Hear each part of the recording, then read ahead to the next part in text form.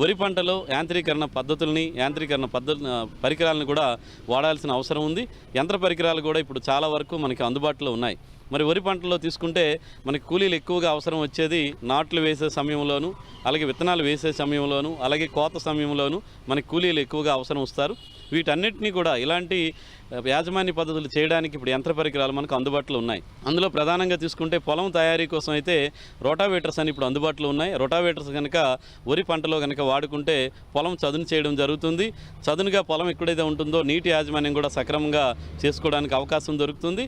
ఈ చదును చేయడం వల్ల నీటి యాజమాన్యం మన అన్ని ఇంచీలు ఎంత లోతు నీరు కావాలంటే అంత లోతు పెట్టుకోవడం వల్ల వరి బాగా పిలక పెట్టడానికి దిగుబడి రావడానికి అవకాశం ఉంది. కాబట్టి రోటావేటర్స్ వాడుకోవాలి. అదేవిధంగా విత్తనాలు వేసే పద్ధతులు కనుక వస్తే మన శ్రీకాకుళం విజయనగరం జిల్లాలో ఎదవరి సాగంటం నేరుగా విత్తనాలు జల్లే పద్ధతి కూడా చాలా విస్తీర్ణంలో వేస్తున్నాము. రైతులు సాధారణంగా వెదజల్లేయడం 30-40 కేజీల వరకు కూడా ఎకరానికి చల్లుతూ ఉంటారు. అలా కాకుండా ఈ ఫెర్టికమ్ సీడ్ డ్రిల్ విత్తనము ఎరువు ఒకే దఫా వేసేటువంటి యంత్ర పరికరాలు, ట్రాక్టర్తో నడిచే యంత్ర పరికరాలు ఇప్పుడు అందుబాటులో ఉన్నాయి. ఈ పరికరంతో వేయడం వల్ల మనం విత్తన మోతాదుని కూడా ఎకరానికి సగానికి అంటే 15 కేజీలు ఎకరానికి సరిపోతుంది.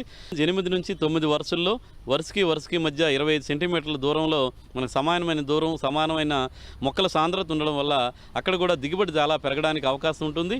ఒక సీడ్ డ్రిల్ ఉంటే కనుక ఒక రోజుకి 7 నుంచి 8 ఎకరాల వరకు కూడా విత్తుకోవడానికి అవకాశం ఉంటుంది. కాబట్టి వరుసల్లో విత్తడం వల్ల మనకి చీడపీడల సమస్య కూడా తగ్గుతుంది.